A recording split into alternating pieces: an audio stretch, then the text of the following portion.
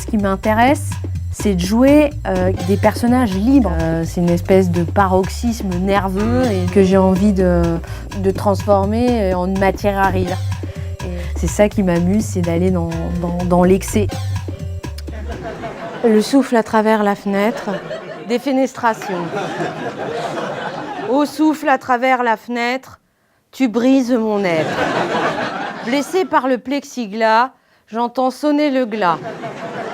Ouf, je ne suis pas morte. Je passe par la porte, que je ferme après moi, sous le choc de l'émoi. Voilà, c'est bon, c'était son premier poème.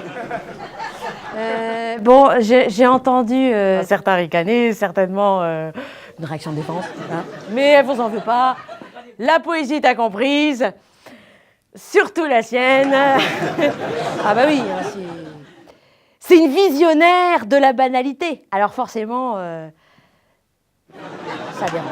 Alors pour ceux qui l'ignorent, eh ben, c'était Marie-Laure Sénoville, auteure d'essais poétiques. Enfin, elle essaie d'écrire de la poésie. Et elle est en passe de devenir la plus grande essayiste du XXIe siècle, parce qu'en effet, elle a tout essayé.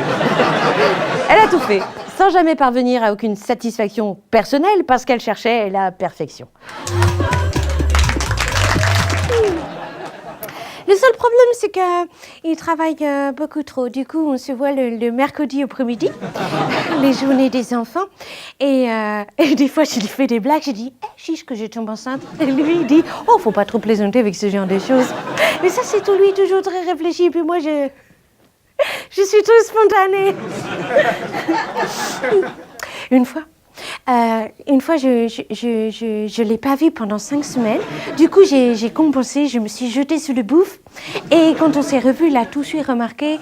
Et là, il a dit, tu sais, ma grosse louloute, quand on vit en couple, on voit pas au jour le jour les grammes qui s'accumulent parce que l'œil est beaucoup moins vif. Il sait de quoi il parle, il est marié. On se dit tout. Et puis moi, à son contact, je suis devenue très ouverte, très à l'écoute, très intelligente, très cultivée. Ah, bon, faut dire une chose, il a joué franc jeu, il a dit je suis mariée. Moi, je trouve que c'est une relation basée sur l'honnêteté. J'ai très conscience de la chance que j'ai. Peu de gens comprennent ce qui nous unit. Ma copine Coralie, par exemple, elle ne comprend pas du tout ce qui nous unit. Elle dit, il est avec toi, comme il pourrait être une autre femme. Il faut être tordu pour penser ça. Non, de toute façon, je lui en veux pas trop. Elle est toute seule et puis elle ressemble à une donut.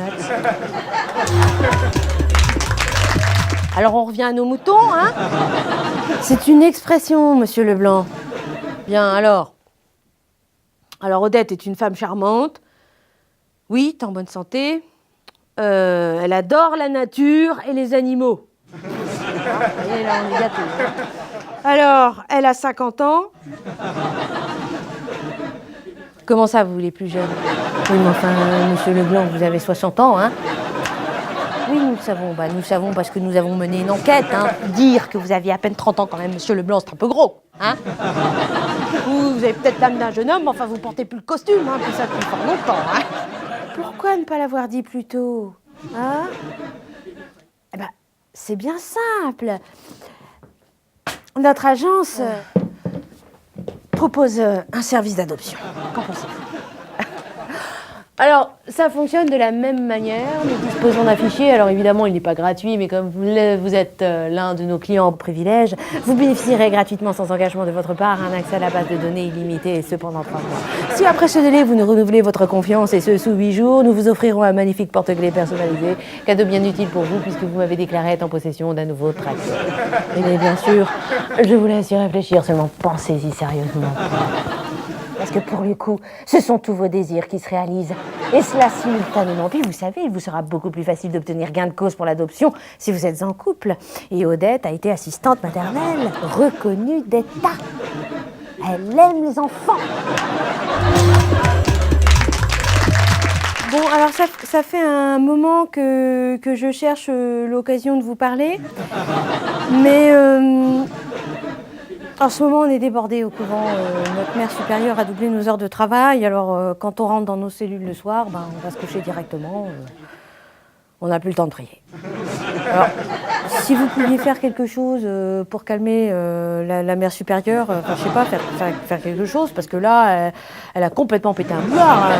Mais sœurs, retroussons nos manches, nous n'avons du pain sur la planche. Oui, je sais bien qu'il faut qu'on s'adapte au monde moderne, hein, qu'il faut qu'on produise plus, mais moi je trouve que son idée de roulement sur chaque secteur d'activité, comme elle dit, ça n'a pas de sens. Hein. Moi, avant, bon, j'étais à l'atelier confection, et puis maintenant, elle m'a mise au jardinage, soi-disant pour être polyvalente. Elle m'a mis sœur Bernadette pour me former sur le terrain, mais elle n'a pas inventé l'eau bénite. Hein. Ah non, mais moi, le grand air, ça me donne la nausée. Hein. Non, puis en plus, je suis sûre que notre mère supérieure a réduit nos portions de repas. Ouais, ça part d'une bonne intention, bien sûr, mais enfin... Moi, ça me donne faim, le grand air. Hein. Ce midi, j'ai volé le petit pain de sœur Geneviève, hein, ce midi. Je lui ai dit qu'elle l'avait déjà mangé.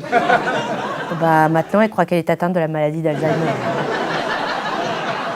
Oui, non, mais je ferai acte de pénitence, mais enfin... Non, mais ce que je veux dire, c'est que tout va mal. Mais parce que tout va mal depuis que Père Bernard nous a quittés pour le monde extérieur. Mais non, mais les offices sont plus les mêmes. Oui, Père Laurent, il est compétent, mais enfin Bernard, lui, il avait la pêche. Non, mais prends pas la mouche. Oui, le problème, c'est... Oui, voilà. Le problème, c'est qu'on se sent jamais à la hauteur d'un tel homme. Voilà, on vit côte à côte, insouciant, on se rend compte de rien, et puis l'habitude a tué l'amour, et puis ton visage a pris les traits de Père Bernard. Non, je veux pas de ta pitié, j'en ai marre. Ben oui, je l'ai fait exprès pour que tu nous vois ensemble, pour te rendre jaloux. Mais toi, la jalousie, forcément, tu connais pas, tu dis qu'amour. En plus, tu comprends tout, c'est pénible, on peut jamais s'engueuler. Oui, ça y est, j'ai un peu zère. J'en ai marre, disons à dire crotte, duc, excusez-moi, pardon, bite couille, merde, là. Sinon, ça m'emmerde.